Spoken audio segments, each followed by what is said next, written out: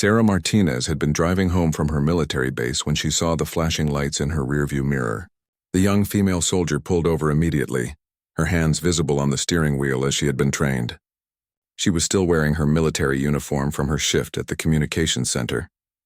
The two police officers approached her car with aggressive attitudes. Officer Blake Thompson and his partner, Officer Rick Morrison, had been having a bad day. They had already dealt with 3 difficult arrests and their patience was wearing thin. When they saw Sarah's military uniform, instead of showing respect, they seemed to become more hostile. "License and registration," Thompson barked through the window, his hand resting on his weapon. Sarah complied quickly, handing over her documents with steady hands. She had done nothing wrong and knew her record was clean. "Do you know why I stopped you?" Morrison asked, leaning down to peer into the car. Sarah honestly replied that she didn't know. She had been driving carefully, staying within the speed limit and following all traffic rules. The officers exchanged glances. Thompson claimed she had been speeding, though Sarah knew this wasn't true. Her military training had taught her to always be aware of her speed and surroundings. She politely disagreed, explaining that she had been watching her speedometer carefully. This response seemed to anger the officers further. They ordered her out of the vehicle, claiming they needed to search it for drugs. Sarah complied, stepping out with her hands visible. She remained calm and respectful, as her military training had taught her to do when dealing with law enforcement.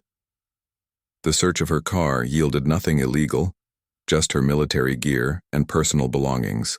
However, the officers seemed determined to find a reason to arrest her. They claimed they could smell alcohol on her breath, though Sarah hadn't been drinking. She had been on duty just hours earlier and maintained strict military discipline regarding alcohol consumption. When Sarah requested a breathalyzer test to prove her innocence, the officers became more aggressive. Thompson grabbed her arm roughly, spinning her around to face the car. Before she could protest, cold metal handcuffs clicked around her wrists. "You're under arrest for driving under the influence and resisting arrest," Morrison announced, though Sarah had done neither. She tried to explain that she was an active duty soldier and that this was a mistake, but the officers weren't listening. As they pushed her toward their patrol car, Sarah noticed other vehicles passing by. Some drivers slowed down to watch the scene, but no one stopped to help. She felt helpless and confused, wondering how a simple traffic stop had escalated to this point.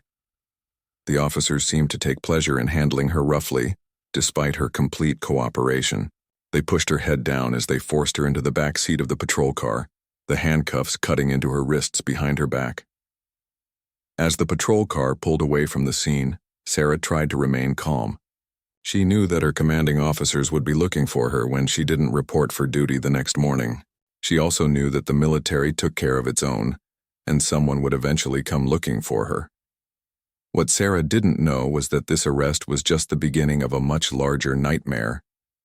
The two officers had a reputation in their department for being overly aggressive, particularly with people they perceived as challenging their authority. Her military uniform and confident demeanor had triggered something in them that would lead to consequences none of them could have imagined. At the police station, Sarah found herself in a nightmare that seemed to have no end. Officers Thompson and Morrison had booked her on false charges, and now they were discussing what to do with her in hushed tones. Sarah could hear pieces of their conversation from her holding cell. "She's military," Thompson said nervously. "They're going to come looking for her." Morrison laughed coldly. "Not if she disappears for a while. I know a place where we can keep her until this blows over." Sarah's blood ran cold as she realized these officers were planning something far worse than a false arrest. She had stumbled into a situation involving corrupt cops who were willing to go to extreme lengths to cover their tracks. The two officers had been running a small-scale corruption operation for months. They would arrest people on false charges, then demand money for their release. Most victims paid quietly, too scared or embarrassed to report the incident. Those who refused to pay or threatened to expose them simply disappeared for a few days until they agreed to keep quiet. But Sarah was different. As an active-duty military member, her disappearance would trigger an investigation. The officers knew they needed to do something dramatic to silence her permanently. Late that night, Thompson returned to Sarah's cell with zip ties and a blindfold. "We're taking a little trip," he said menacingly. Sarah tried to resist, but she was still handcuffed and outnumbered. They dragged her out through a back exit where Morrison was waiting with an unmarked van. They threw her into the back where she landed hard on the metal floor. The van started moving immediately, and Sarah could feel them driving for what seemed like hours. During the ride, the officers discussed their plan. They were taking her to a remote location where they had taken other problems before. Sarah realized with growing horror that she might not be the first person they had done this to. The van finally stopped, and Sarah heard the sound of helicopter rotors in the distance. Her heart began racing as she realized what they were planning. These corrupt officers were going to use a police helicopter to take her somewhere even more remote. They dragged her from the van toward the helicopter. The pilot seemed nervous, asking Thompson if he was sure about this plan. Thompson assured him it was just a routine prisoner transport to a secure facility. As they lifted her into the helicopter, Sarah tried one last time to reason with them.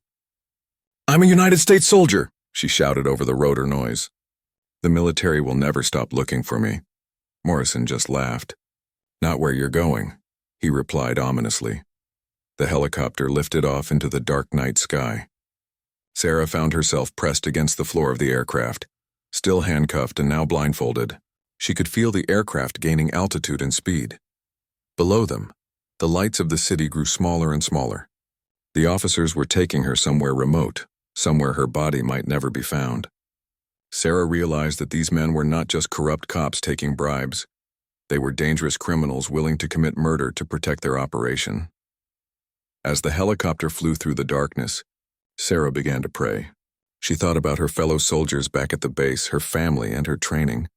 Somewhere in the back of her mind, she remembered something from her military survival training that might save her life, but she couldn't quite grasp it yet. The helicopter continued its ominous journey into the night, carrying Sarah toward what the corrupt officers believed would be her final destination. High above the dark countryside, the police helicopter carried its terrified passenger toward an uncertain fate. Sarah lay on the cold metal floor, her hands still cuffed behind her back, listening to the officers discuss their plan over the helicopter's communication system. "How much further to the drop zone?" Thompson asked the pilot through his headset. "About 15 minutes, came the reply. "Are you sure about this?" "This seems way beyond normal procedure." Morrison cut in harshly. "Just fly the bird. We'll handle the rest." Sarah's mind raced as she tried to understand what drop zone meant. The reality of her situation began to sink in. These corrupt officers were planning to throw her from the helicopter. The thought terrified her, but her military training kicked in, forcing her to stay calm and think strategically. She began to remember her survival training from basic military education. All soldiers learned about emergency situations, including aircraft emergencies. Something important was floating at the edge of her memory, something about free fall and survival techniques. The helicopter banked sharply to the right, and Sarah felt herself sliding across the floor. Through the open side door, she could see darkness below. No city lights, no signs of civilization. They were flying over what appeared to be dense forest or wilderness. "Listen here, soldier girl," Thompson shouted over the rotor noise, removing her blindfold so she could see the terrain below. "You've got two choices. You can promise to keep your mouth shut about tonight and we'll drop you off somewhere safe. Or you can take the hard way down." Sarah looked at the men's faces and knew they had no intention of letting her live regardless of what she promised. These were desperate criminals who had gone too far to turn back now.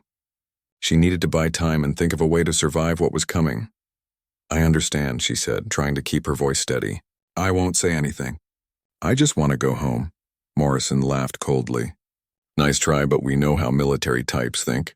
You'd report this the minute you got back to base."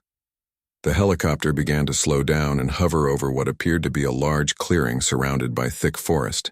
Sarah estimated they were at least several hundred feet above the ground, a fall that should be fatal for anyone.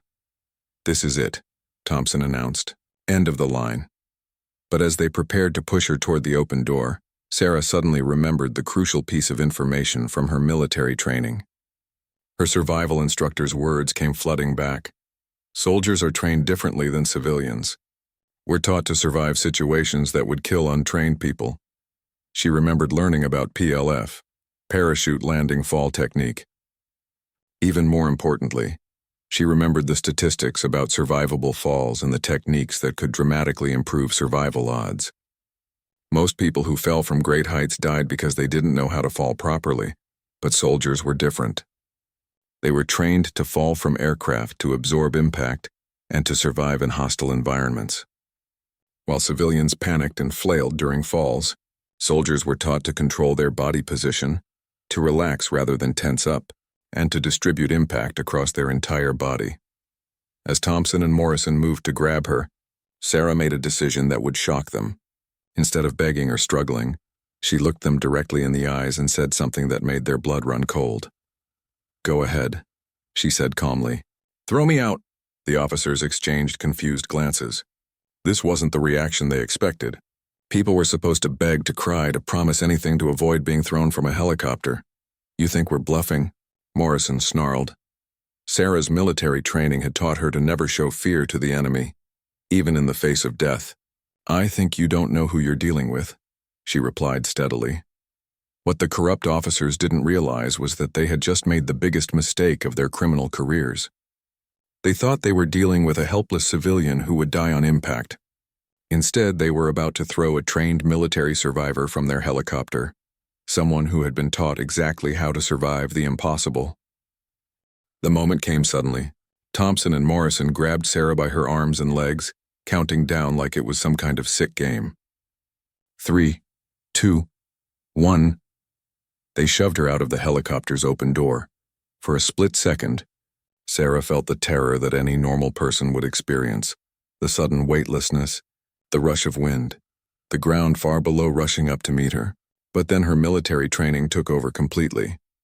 As she fell through the darkness, Sarah forced herself to remain calm. She remembered her instructor's voice. "The #1 killer in free fall isn't the ground, it's panic.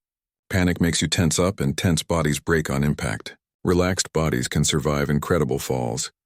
Sarah controlled her breathing, keeping her body as relaxed as possible while still maintaining the proper falling position. She spread her arms and legs slightly to increase air resistance and slow her descent.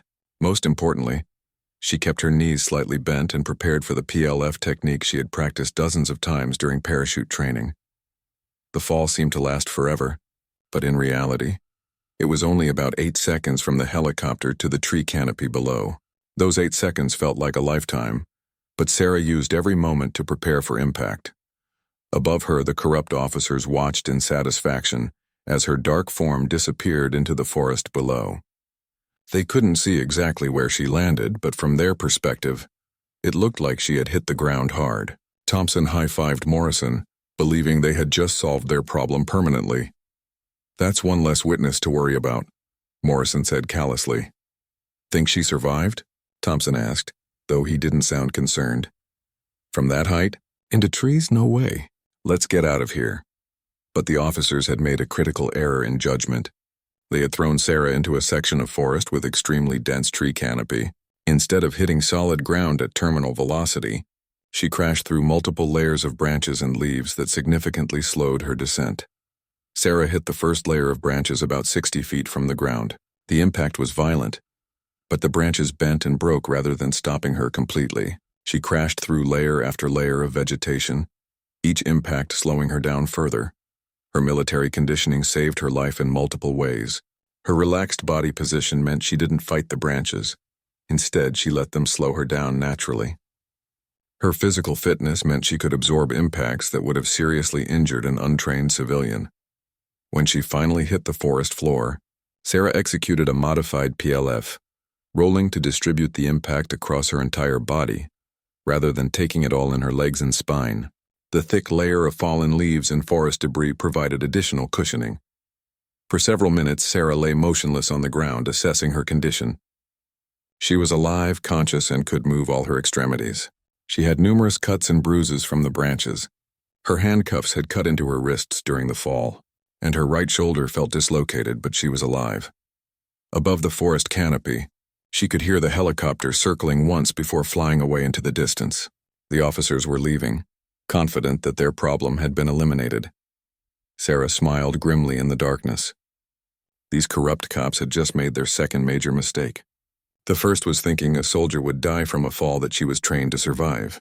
The second was leaving her alive, injured, and very angry in a forest that she was trained to navigate and survive in. As the sound of the helicopter faded into the distance, Sarah began to take inventory of her situation. She was lost in unknown wilderness, injured and still handcuffed. But she was alive when she should be dead, and that gave her a significant advantage that the corrupt officers couldn't possibly understand. The hunt was about to begin, but they had just released a predator into her natural environment. Dawn broke slowly through the forest canopy as Sarah took stock of her situation. She had survived the night, but now she needed to turn survival into escape and revenge. The handcuffs were still cutting into her wrists. Her shoulder was definitely dislocated and she had no idea where she was. But Sarah was far from helpless. Her military survival training had prepared her for exactly this type of situation. She had been taught to survive behind enemy lines, to navigate without instruments, and to turn disadvantages into advantages.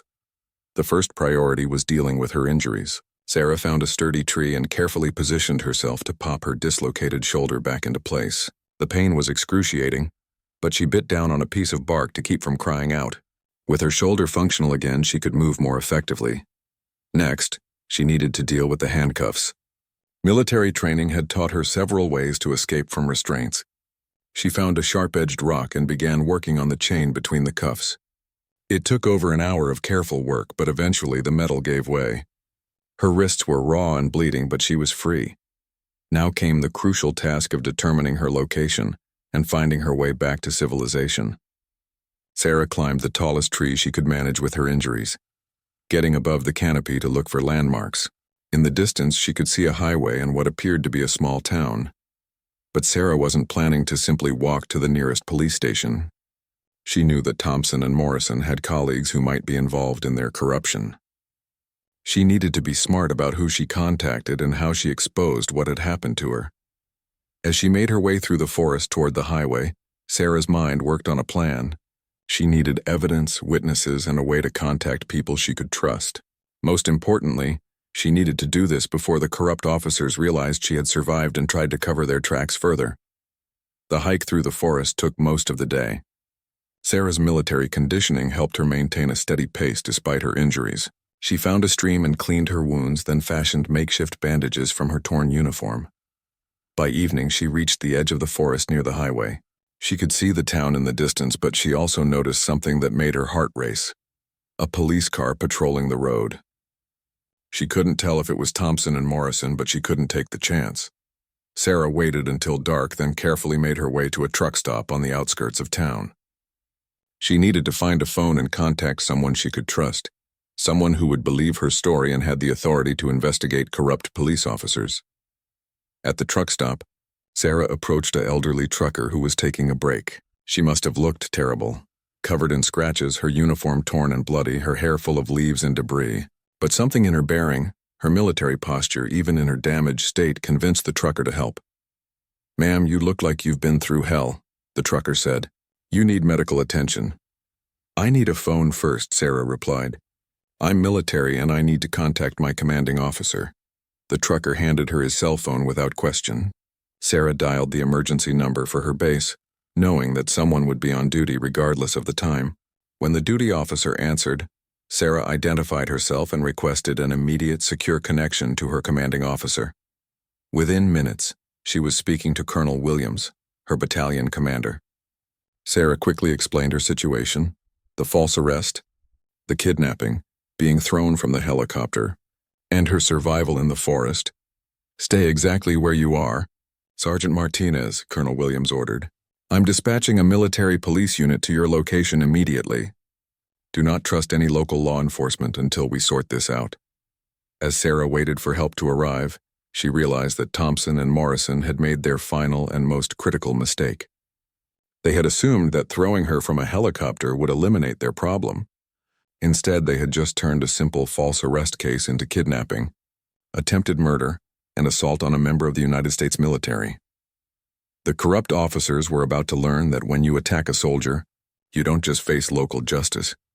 You face the full weight of the United States military justice system. And unlike local corruption, military justice was something they couldn't buy, intimidate, or cover up. The cavalry was coming, and Sarah Martinez was about to get her revenge. Within 2 hours, the truck stop was surrounded by military vehicles. Sarah had never been so happy to see the familiar sight of Army MPs and her fellow soldiers. Colonel Williams himself had come with the rescue team, along with investigators from the Criminal Investigation Division. "Sergeant Martinez," Colonel Williams said as the medics checked her injuries, "you look like you've been through a war zone." "Just a couple of corrupt cops who bit off more than they could chew, sir," Sarah replied, managing a weak smile despite her pain. The military investigators immediately began documenting everything: Sarah's injuries, her torn uniform, the location where they found her. They took detailed photographs and collected physical evidence. This wasn't going to be handled like a typical civilian complaint against police officers. Meanwhile, back at the police station, Thompson and Morrison were starting to realize they had a serious problem. Sarah had been reported missing by her military unit, and now federal investigators were asking questions about the last known location where she had been seen. The police chief called the two officers into his office. "The FBI is here asking about a missing female soldier. They say she was last seen being arrested by two officers matching your descriptions. You two know anything about this?" Thompson tried to play innocent. "We arrested a woman for DUI last night, but we released her after she made bail." "Really? Then why is there no record of any bail being posted? And why is there no booking photo or fingerprints in the system?" Morrison jumped in. "Must be a computer glitch. You know how the system has been acting up lately." But their lies were already falling apart. The military investigators had surveillance footage from traffic cameras showing Sarah's arrest. They had witnesses who saw her being put into the police car. And most damning of all, they had Sarah herself, alive and ready to testify. When the federal agents presented the evidence to the police chief, his face went white. He realized that his department was about to be involved in a major federal case involving assault on military personnel, kidnapping, and attempted murder. "Where are Officers Thompson and Morrison right now?" one of the federal agents asked. "They called in sick today," the chief replied nervously. But Thompson and Morrison weren't sick. They were panicking. They had heard about the federal investigation and were trying to figure out how to cover their tracks. They met at Morrison's house to discuss their options. "She's supposed to be dead," Thompson said, pacing nervously. "How did she survive that fall?" "I don't know, but we need to get our stories straight. Maybe we can claim she attacked us, that we were defending ourselves." Their conversation was interrupted by a loud knock at the door. Through the window they could see black SUVs surrounding the house. Federal agents and military police had tracked them down. "FBI, open the door!" The two corrupt officers looked at each other in desperation. They had gone from thinking they had eliminated a witness to being surrounded by federal agents in less than 24 hours. When they opened the door, they were immediately placed under arrest.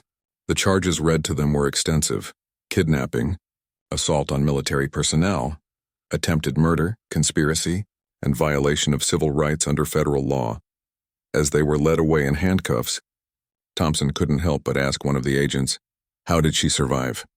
"Nobody could survive that fall," the federal agent smiled grimly. "You obviously don't know much about military training. Soldiers are taught to survive things that would kill civilians. You threw out the wrong person from that helicopter." Back at the military base, Sarah was being treated at the base hospital. Her physical injuries would heal, but the psychological impact of what she had endured would take longer to process. Colonel Williams visited her regularly, ensuring she had everything she needed. "The federal prosecutor wants to know if you're willing to testify," he told her during one visit. Sarah looked out the hospital window at the American flag flying over the base. "Absolutely, sir. Those men need to face justice for what they did, and I want to make sure they never get the chance to do this to anyone else." The military had taken care of its own, just as Sarah had hoped they would when she was falling through the darkness. The corrupt officers who thought they could intimidate and eliminate a soldier were about to learn about a justice system they couldn't corrupt or escape. 6 months later, Sarah Martinez sat in a federal courthouse wearing her dress uniform, every medal and ribbon perfectly positioned. She was no longer the terrified victim who had been thrown from a helicopter. She was a United States soldier, and today she would see justice served. The trial had been a media sensation. News outlets across the country covered the story of the corrupt cops who had tried to murder a female soldier by throwing her from a helicopter, only to discover that soldiers are trained to survive the impossible. Thompson and Morrison sat at the defendant's table, looking nothing like the confident, aggressive officers who had arrested Sarah months earlier. The weight of federal charges and the certainty of their conviction had broken their arrogance completely. The evidence against them was overwhelming. The federal investigators had uncovered their entire corruption operation, finding dozens of victims who had been extorted over the past 2 years. The helicopter pilot had agreed to testify in exchange for a reduced sentence, providing detailed testimony about the night they threw Sarah from the aircraft. But the most powerful testimony came from Sarah herself. She took the stand wearing her uniform, her bearing straight and professional, and calmly recounted the events of that terrible night. Her military training was evident in every word, precise, factual, and devastating. The defendants threw me from approximately 300 feet above ground level, she testified. They believed this would kill me and eliminate me as a witness to their crimes. The prosecutor asked, "How did you survive, Sergeant Martinez?" Sarah looked directly at Thompson and Morrison as she answered, "Military personnel are trained for survival situations that civilians cannot handle. We learn parachute landing techniques, how to fall properly, and how to survive in hostile environments." The defendants made the mistake of assuming I was a helpless civilian instead of a trained soldier. The defense attorney tried to argue that the officers had been acting in self-defense, that Sarah had been aggressive and threatening, but the evidence contradicted every claim. Sarah's calm, professional demeanor on the witness stand made it clear who the real professionals were in that courtroom. When the pilot testified about the helicopter ride, his words sealed the defendant's fate. They told me it was a routine prisoner transport, but then they threw her out without a parachute. I knew something was wrong, but I was scared they would do the same thing to me if I didn't cooperate. The jury deliberated for less than 3 hours. When they returned, their verdict was unanimous on all counts. Guilty. Thompson was sentenced to 25 years in federal prison. Morrison received 30 years due to his role as the leader of the corruption scheme. Both men would spend the majority of their remaining lives behind bars, but the justice didn't stop with the 2 corrupt officers. The federal investigation had exposed a culture of corruption in their police department. The police chief was forced to resign, and several other officers were arrested on related charges. Sarah's story became part of military training curriculum as an example of how survival training saves lives in unexpected situations. Her survival was studied and analyzed, helping to improve training for future soldiers. More importantly, her courage in testifying and seeing the case through to conviction sent a message throughout law enforcement. Attacking military personnel brings consequences that corrupt local officers cannot escape or control. After the sentencing, Colonel Williams approached Sarah outside the courthouse. "How does it feel, Sergeant?" Sarah looked up at the American flag flying over the federal building. "It feels like justice, sir. But more than that, it feels like proof that the system works when good people stand up to corruption." "What's next for you?" Sarah smiled, the same calm confidence that had helped her survive a 300-foot fall now showing in her expression. "Back to duty, sir. I'm a soldier, and I have work to do." As she walked away from the courthouse, Sarah reflected on the journey from that terrifying night in the forest to this moment of justice. The corrupt officers had thought they were throwing away a helpless victim. Instead, they had learned that soldiers don't need parachutes. They just need their training, their courage, and the knowledge that their fellow soldiers will never abandon them. Thompson and Morrison had discovered too late that when you attack a member of the United States military, you don't just face one soldier. You face the entire strength and determination of the armed forces, and that was a fight they were never going to win.